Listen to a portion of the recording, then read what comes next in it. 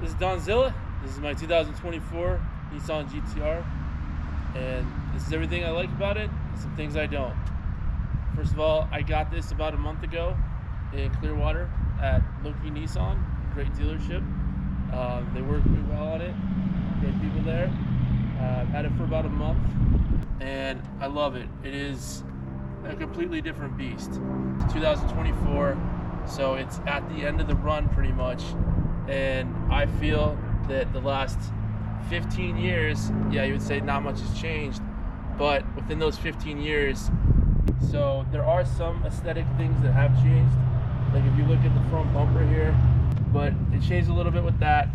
The thing that I noticed the most when I got it was the exterior blends really well with the black. So this black, somebody when I first got it said, "Hey, do you have a body kit on this? Because it looks like you do." And I'm like, "No, it's all OEM." In the brochure and on the sticker, it'll say body paint matched side skirts. So everything flows really good with the body of it. And I'll show you the back end of it, and it looks great. But as far as the car goes, like I said, I love how easy it is also. So you'll hear a lot of people say, well, it's like a cheat code. It's really easy. It is. As far as the interior, I like the updated interior they did back, I think in like 2020. I like that it looks more up to date. As far as the steering wheel, I think that was updated too back in 2017, 2020. The interior is great for me because it is like, a bigger car. Like, yeah, you can daily it. It is comfy. It does have good seats. Actually heated seats. I did not go for the premium interior package.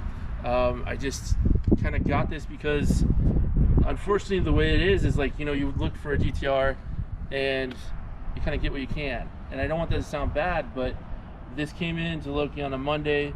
Wednesday morning I was there and got it, and that's just kind of how it goes. I don't want this to sound bad, is the used market is kind of a shit show.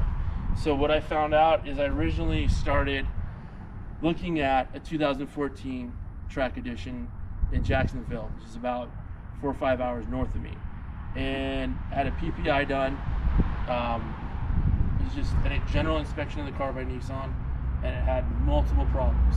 The more and more I went into this, I found out that if you're looking at a used GTR, you really have to be careful, because I even went as far as in the Tampa Bay area, I'm not going to say the dealer, but I walked into a Nissan dealer and they had a 2017.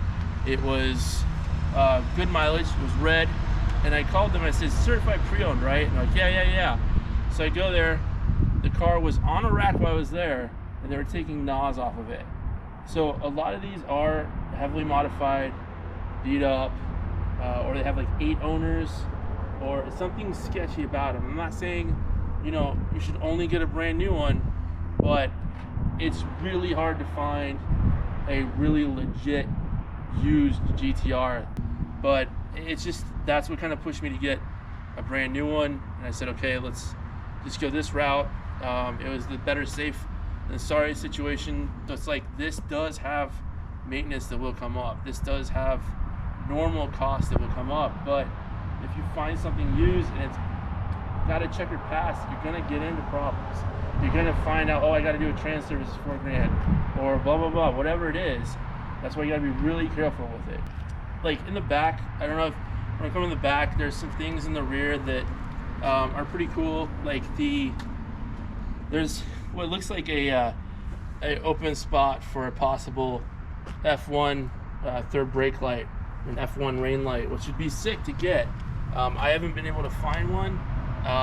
Another thing that was interesting is when I got this car, some people saw it and thought it was used because they saw the exhaust and they're like, "Oh, you have titanium exhaust."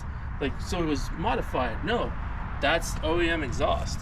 So that's the way it looks. That's from factory. I love it. It's great. I mean, as far as dislikes with the vehicle, obviously it just, it's a gas guzzler. It takes 93 octane. That's the only thing you can use on this. And then it comes to the next thing that I don't like about this, that's kind of on me and also kind of on Nissan is that I learned about a few weeks ago that you can't just fill this car up. You can't just go to a gas station and think, okay, let's just fill it all the way up and see what happens. Like, there is a short, immediate cutoff, but if you go past that and you're like, hey, let's put in, you know, round it up and put in another $1 or so. I had that happen, and I'm not afraid to say it. I feel like an idiot, but it happened. Gas literally spewed out everywhere, and I had to get help with it, and I felt like an idiot because I didn't know that. And I got on the forums and like, yeah, that happens. Apparently it was way worse in the older models. This one does have a cutoff, and if you get the GTR and you're filling up gas and you hear that click, do not put any more in, because it will not go in. It'll literally just shoot all over the car, and I had to clean up the rear fender and the rear quarter panel, and it was a mess, and I feel like an idiot, but nobody told me about that until I looked it up. So that's one thing I don't really like about it, but that's kind of on me. Overall, it's great, and we're gonna go for a drive soon and get in it, and we'll kind of, you know, scoot around in it and show you guys. But overall, I love it. A lot of stuff is outdated, but that's kind of good, because just me personally, just to be honest, I saved up for this car for 15 years. I saw this car back in 2009 in Illinois and said, I'm gonna save up, I'm gonna do what I can, and I'm gonna get this. And I did, and I didn't care that the interior was kind of like 2009. I didn't care that, you know, aesthetically, it's basically the same thing. I just wanted this car that I've wanted for 15 years and worked my ass off for. So that didn't really bother me. Some people it does, it's whatever. But we'll get inside it, we'll check it out, we'll go for a drive, it'll be all good. So, all right, so we're in the car, ready to go. We're on the drive. We're actually going to meet up with somebody, but I thought I would start here. There's some curvy roads and fun stuff here. So I have it right now in R and R. It's like neutral. So R for the transmission, using the paddle shifters, nothing on the suspension, R for the tires. So from the start, like off the gun from a dig, I don't use the paddles. It's just too quick, and you'll just jump off the limiter all the time. So I use the paddles for stuff like this, where you're going around turns, just kind of get a feel for it like that, because this thing shreds like crazy, and you feel like, you know, you're the best driver in the world when it's just really the car. So I use it for that stuff, not so much around town, but you know, you got a straightaway, you want to get on it.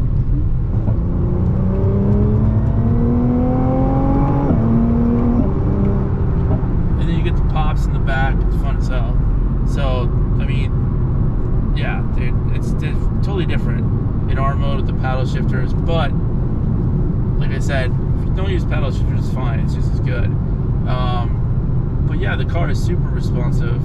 The car is great on the track, turning corners. I mean, I haven't taken it to the track yet, but you know, it's a GTR, so it'll do good. So yeah, I mean, this is the car. This is the inside. It is a Nissan, so you can definitely tell that. You can definitely see that. Oh, that's a Nissan. So that's kind of good and bad. You're not gonna jump in it and be like, oh my god, what is this? Like, yeah, it's a Nissan, but it's also a GTR, so it's pretty good. The steering wheel is great. Everything in the cluster is great. It's carbon fiber as the backdrop for the cluster. Everything generally, like I said, looks from, you know, 2010, 2012, except for some updates like here. The steering wheel, obviously this whole center right here has been changed. But yeah, I mean, it's got functional cup holders right here. So I mean, it's got stuff. Now what they did change is this little infotainment control, and you just use this little knob, and yeah, so there's stuff that they changed to it to kind of make it, you know, good on the daily, which it is. You can totally daily it. Like I said, it's good either way. But But yeah, I mean, it's just smooth also. So when you go, when you drop it in this car, it doesn't feel the same way as other cars. It's not like, oh man, here we go. It's like you just go. Like, a funny thing is, I was driving next to this guy I know, and I kind of gave him some gas, and he literally was just like, dude, that sounds like a vacuum. And there's been tons of people that have said that, like, it sounds like a vacuum, and it's like, it does. It's just weird. I mean, until you get exhaust, downpipe, stuff like that, it's gonna sound like stock, and a stock GTR nowadays just sounds like a vacuum. But yeah, I mean, that's just kind of the way it is. But as far as the creature comforts in the car, it's okay. The only thing it doesn't have, honestly, no joke, that I don't really get why they couldn't just add it, which is the one thing that they really need to have in this car that they don't have, that I got used to with my trucks and pretty much any car after 2015, is blind spot monitoring. There's no blind spot monitoring in this car. So you kind of feel like you travel back in time because you're looking over your shoulder, kind of checking everything out, making sure you're staying safe. And then obviously once I, ceramic coat this and put 10 on it, it'll be just horrible then, because you can't, so that's what I would have liked to see, is the blind spot monitoring.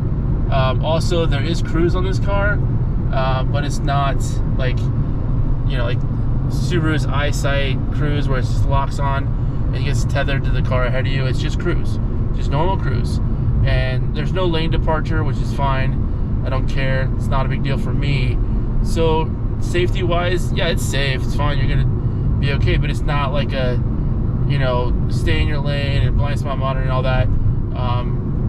So it's just to let you know that, because you're not getting that. And so, yeah, I mean, I love the car. There is also a weird thing about it that it came up when I bought the car, when I was at Nissan and I bought the car.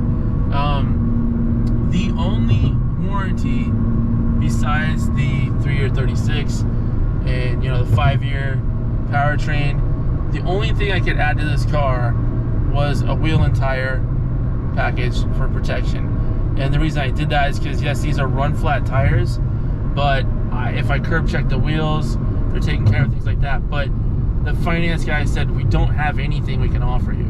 Like, we just don't do that for GTR. So if you get a GTR and you're wondering, why is this finance guy just not all over me? It's because they don't do anything like that. They don't offer anything. And we had to talk to them about the wheel and tire warranty. And then he's like, oh, okay. And I think it was like $800 or $900 for 5 years. And it takes care of everything. So that was good. But yeah, I mean, it's good at what it does. But it's, it's not, I'm not gonna say it's a one-trick pony, but it's good for, hey, I waited to get this car, now I'm on the road, McLaren pulls up, play around with them, you're gonna hang. If not, you're gonna beat them. So it's like that kind of thing. Like, you're already just getting into a different tier of speed and capability as far as that goes. You can track it, you can get to the track and just throw it on there. And if you have it daily as a truck, that's awesome. That's actually what I kind of plan to do once the warranty's up, and then that's great. So that's kind of it. I mean, I just wanted to fill you in on some other details of it. Like I said, we are headed to meet up with some people, and then we are going to a car meet. It starts around 5 or so. It's gonna be sick. We went to one earlier this morning at BMW, which was really good. I'm gonna upload both of these car meets soon, so check it out. Stay tuned. Obviously, like everybody says, like, subscribe, all that crap, and yeah, have a good one.